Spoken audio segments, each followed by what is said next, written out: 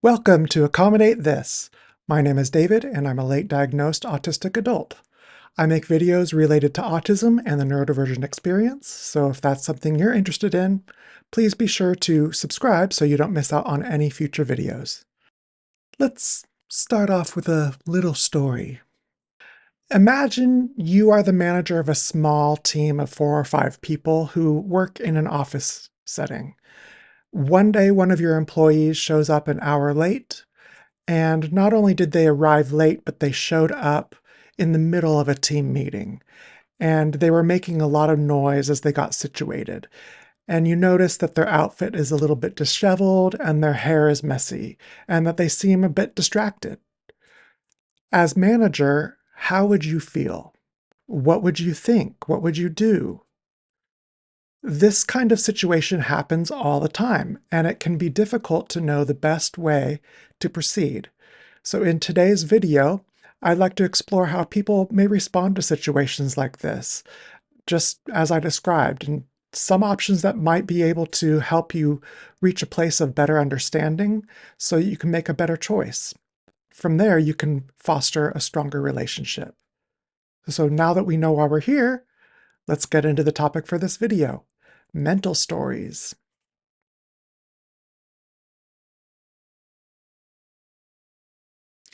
We rely heavily on our senses to navigate the world. We accept that what we're seeing or hearing or feeling are true. And studies have shown that about 1% of our visual field is what we are actually looking at, and the other 99% is based on guesses that our brain makes. We even have literal blind spots in our eyes that prevent us from observing anything in that region. But the eyes are fast enough and the brain smart enough that we don't even notice these limitations most of the time. And while this may be enough to help us navigate our daily lives, it may not be enough in some situations, especially those that are high intense emotional situations. The framing effect is when a person makes decisions based on emotion.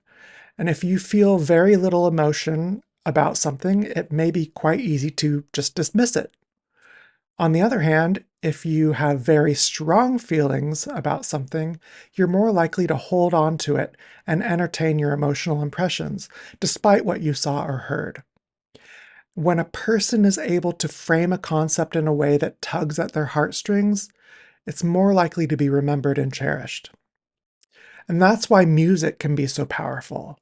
That's why movies that use specific color palettes, motion, and emotional situations to create memorable scenes. This can be great if you're trying to make it a memorable piece of art or media, but it's not so great at helping us get to the truth. Magical thinking, romance, nostalgia, fears, religious thought, these are all examples of situations where someone may be conflating their emotions with opinions and facts. And while these things can make life seem more rich and fulfilling, they can also be quite dangerous because they move us further away from reality. If we go back to my example from the opening of this video, it would be easy for us to make assumptions about what happened with the employee who was late.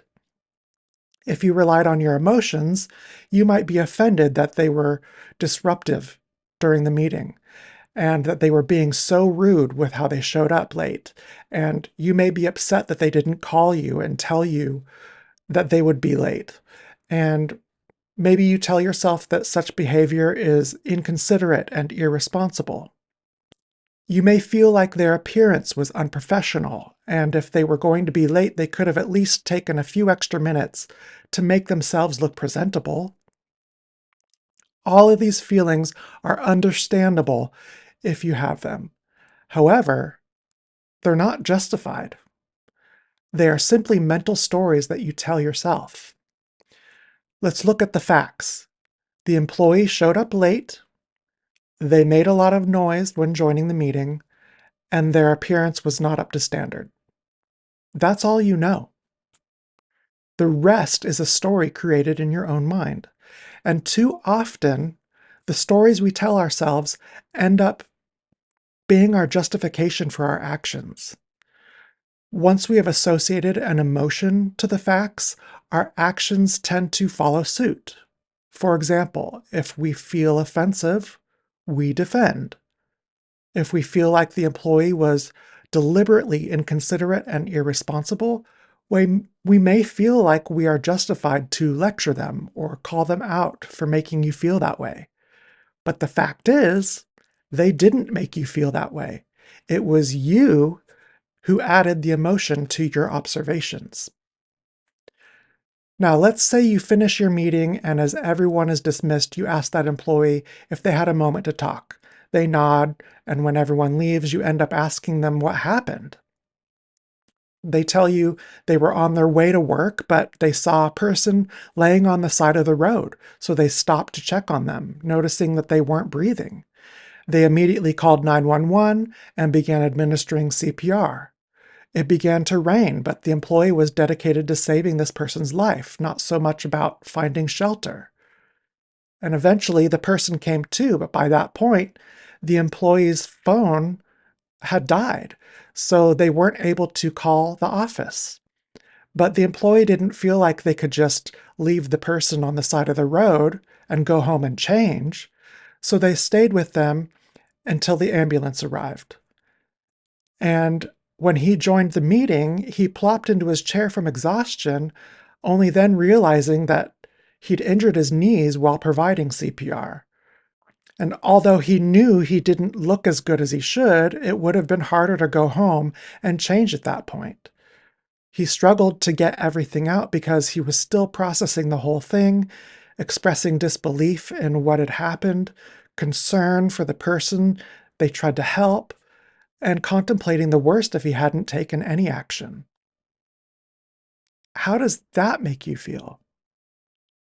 Now that you have more facts, does it change your emotions about the situation at all?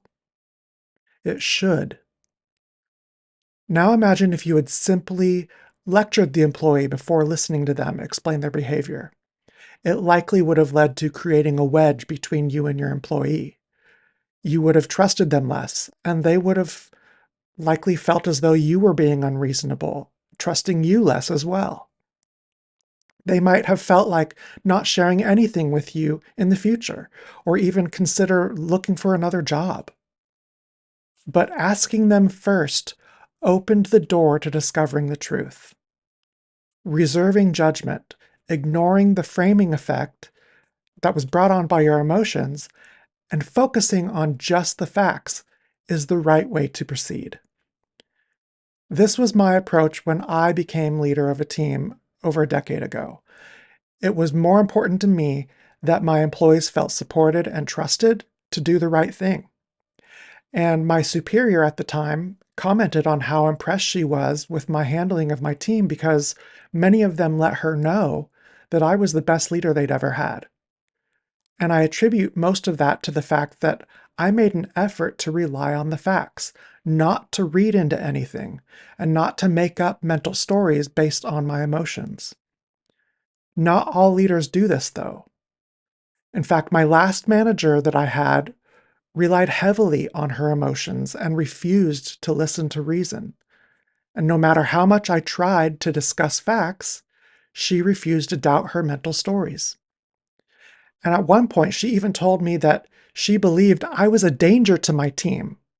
I still have no idea why. Her emotions and the framing effect blinded her from seeing the facts of the situation. I tried reasoning with her, and she would become offended, telling me I was out of line and refusing to accept that she could be mistaken. She began telling her mental stories to others as if they were fact. And when I complained about it, the people she had told were also tied to the emotional fiction in her story, and I ultimately lost my job. It wasn't like she was deliberately lying, but she was misinterpreting my actions and attempting to make sense of it by filling in the gaps in her understanding with mental stories. And unfortunately, those stories were not only untrue, she expected me to defend against them. She didn't realize it was impossible for me to do that. You can't defend a negative. So for example, if I told you I had a pink unicorn that lives in my pocket and eats popcorn and farts rainbows and sometimes tells me secrets, you'd expect me to prove it by showing you the pink unicorn in my pocket. But if I turned around and said, you can't prove that I don't, that's akin to what she was doing to me.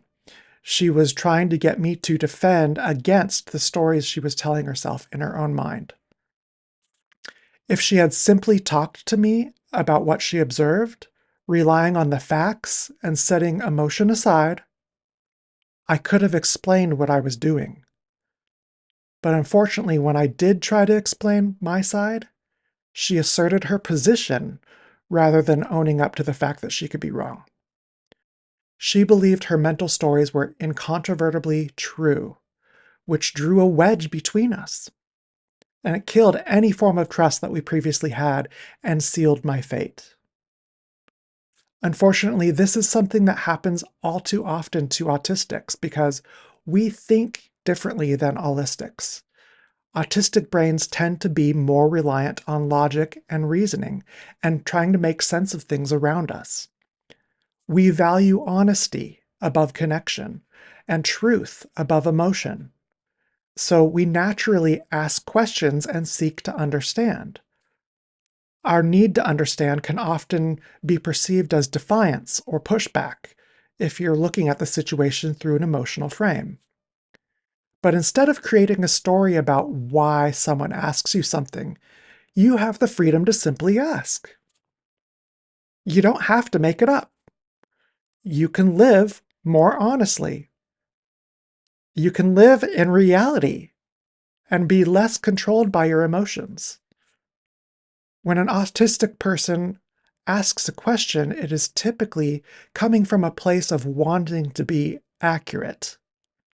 We aren't placing judgment or setting you up for a conversational trap. Especially in the workplace, autistic employees will seek validation and confirmation because we value accuracy above conformity. Please don't take offense to this line of questioning. We really are simply trying to do our best to avoid mistakes because mistakes often lead to confrontation or some sort of punishment. So if you find yourself getting upset about another person, think back to the example of you as the manager and the employee showing up late.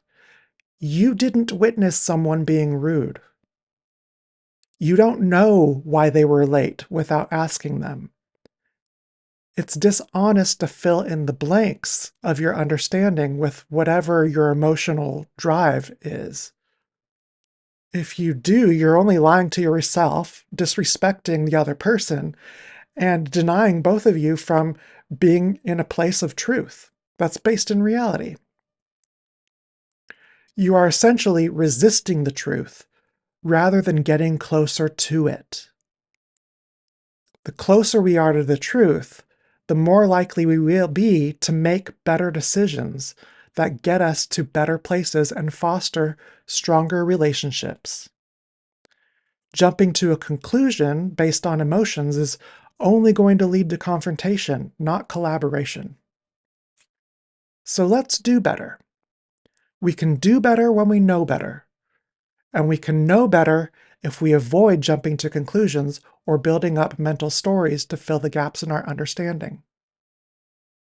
Ask questions. Seek to clarify and understand. Don't take offense because most of the time it's not about you. Avoid emotional framing and mental stories. Reserve judgment for art and music, and live the rest of your life more authentically.